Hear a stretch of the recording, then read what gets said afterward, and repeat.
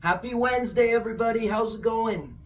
I'm so glad to be with you today, and I'm going to kind of cut right to it because I've got a lot that I want to cram into just a few minutes with you today.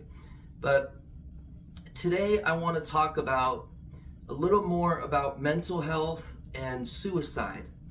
So I felt compelled to talk about this because over the weekend, a 13-year-old boy that I know of committed suicide after one of his football games on a Saturday.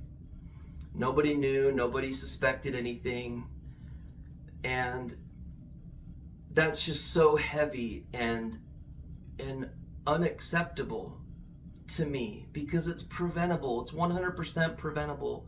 And I guess maybe I've got some survivor guilt going on or something because I knew that I wrote a book that could have saved his life.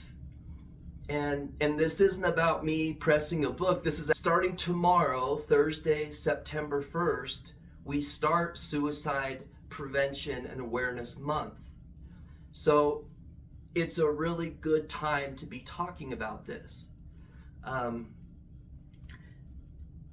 my book, I'm just going to go straight in. I just want to read you a quick little part. This is page 110, and this is, I believe, in chapter 10, correct, chapter 10, called Emotional Intelligence. And this is a little message that I wrote to suicidal people. And my hope and my prayer is that after I read this, that you'll feel compelled to send together. Let's all commit to sending out one message, call, text, whatever the case may be, email, whatever the case may be, to somebody that you know is struggling. So on the count of 3, I want you to say just to yourself, I want you to name a friend that's struggling, or a family member of a friend that you know is struggling, or a coworker that you know is struggling. Maybe not with suicide per se, but a little bit up and down in their emotions. 1, 2, 3. So now I'm going to share with you page 110, and hopefully when I'm done, you'll feel compelled to send a message to that person that you just mentioned. So here's my plea to you. There's nothing that can stop you. Will you trust me until you can trust yourself? We need you. The world needs you. I don't know you, but in so many ways, I know everything about you. Your future is bright, and believe it or not, the stuff that's stressing you out now will go away. You will turn and face those things in due time, but right now, the only thing you need to do is to trust me long enough to delay what you're thinking about doing. Don't you dare give up on yourself. Let these words be your comfort blanket long enough to call someone like the suicide hotline or a friend that understands you and tell them what you're thinking about. Sort of tell on yourself, because people have a hard time understanding us when we're depressed. It's important that we involve other people right now, because there are more people than you think that can relate to how you're feeling. My explicit work used to be the nicest dressed person in the room, but there was so much inner turmoil burning up inside me. Please, now, reach out to someone. And here's a poem that I wrote for the suicidal person. I'm not above helping you wherever you are and whatever you do. You will get your life back. I know it. It's true. Let my words keep you company tonight and through.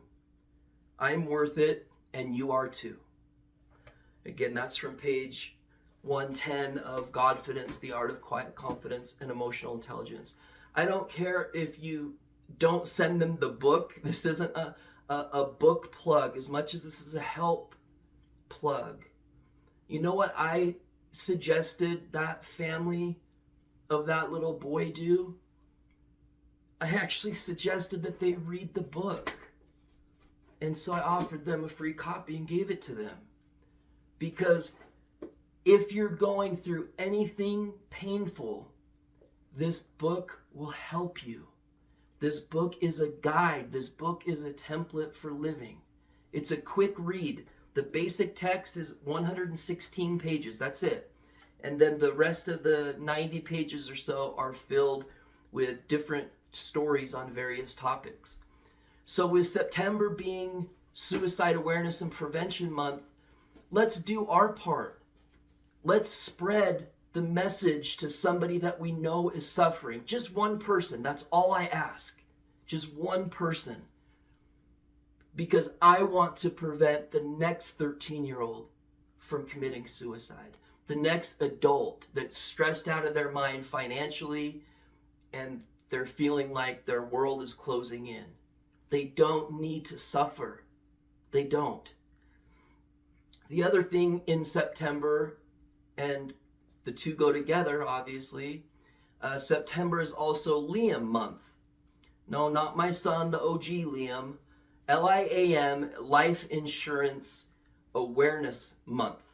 Now, I think about 95% of life insurance is ridiculous. However, when it's structured properly, and what happens when we work on us is we create a life that's worth insuring, that's worth thinking about, that we think about our tomorrows more. So I'm not a huge advocate of life insurance, except when it's structured properly. There's no other product that can get us to the 0% tax level and bracket. So with Life Insurance Awareness Month, there's just this book, How Money Works. I represent the company, and look, bankers are smart people. Bankers don't do anything unless there's a guaranteed payoff for them. They think in dollars and cents only. So they're clued in to how big of a problem suicide is.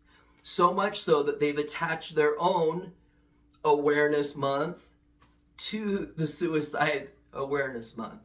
I've been told that the Liam Awareness Month was created because of the September 11th catastrophe, and so many of those people, their families were left without anything. So if you want the How Money Works book, just shoot me an email or a DM and I can get that sent out to you. Page 79, there's a quick little blurb, if you will, about protecting ourselves and protecting our families and the people that we care about. Now, if you're in a suicidal frame of mind, you couldn't care less about money, and I don't want you to. But the reason that my book covers emotions on one side and a little bit of finances on the other is because 2/3 of suicide notes left behind have to do with, they mentioned finance, money, debt, or insurance. And so that part, the two actually tie in together a lot closer than we realize. I wrote the book is because I survived suicide, and I'm here to prevent other people from going down that road. So please, please help me. And as we continue on during September, let's keep people that are struggling in our minds.